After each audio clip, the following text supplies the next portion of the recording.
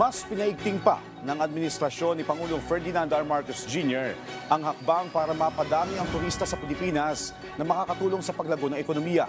Ito ay matapos payagan na ang mga dayuhang turista na magkaroon ng VAT refund sa kanilang mga biniling produkto sa bansa. Si Clazel Pardilla sa sentro ng balita, live. Clazel? Joshua, maaari nang mag-apply ng VAT refund o balikbayad yung mga dayuhang turista na bumili ng mga produkto dito sa ating bansa. Inaasang makapaghihikayat ito ng mas maraming turista na bumisito dito sa ating bansa at makapagpapalago ng ating ekonomiya.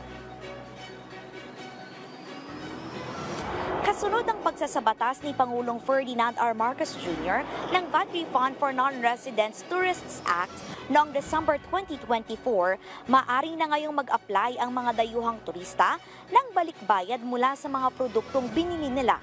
Ayon sa palasyo, papayagan ang mga dayuhang turista na mag-claim ng 12% value-added tax refund para sa mga lokal na produktong binili dito sa bansa na nagkakahalaga ng 3,000 piso kada transaksyon. Katumbas yan ng 360 pesos na ibibigay sa pamamagitan ng cash o electronic platform. Sakop nito ang mga produkto na binili gaya na lamang ng damit, electronics, alahas, accessories, souvenir, pagkain at iba pang gamit.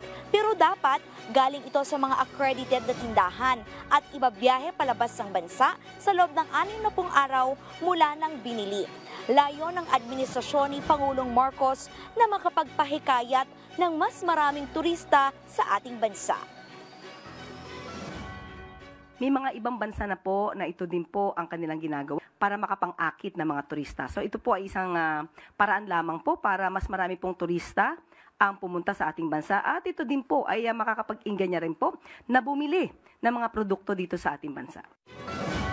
Sa taya ng Department of Tourism, lalago ng 228 billion pesos ang economic output o kita ng bansa mula sa paggasta ng mga turista. Higit na mas malaki kumpara sa 4 billion pesos na ibabalik na buwis o VAT ng gobyerno. Bukod sa sisiglang ekonomiya, tiyak ding makahihikayat ito ng mga local producer na gumawa pa ng mga produkto at ang ibig sabihin niyan, mas maraming trabaho. Hindi lamang sa Pilipinas umiiral ang mga ganitong programa, pati na rin sa Europe, Canada, Japan at Australia. Siniguro naman ng Administrasyong Marcos ang matatag na VAT refund system.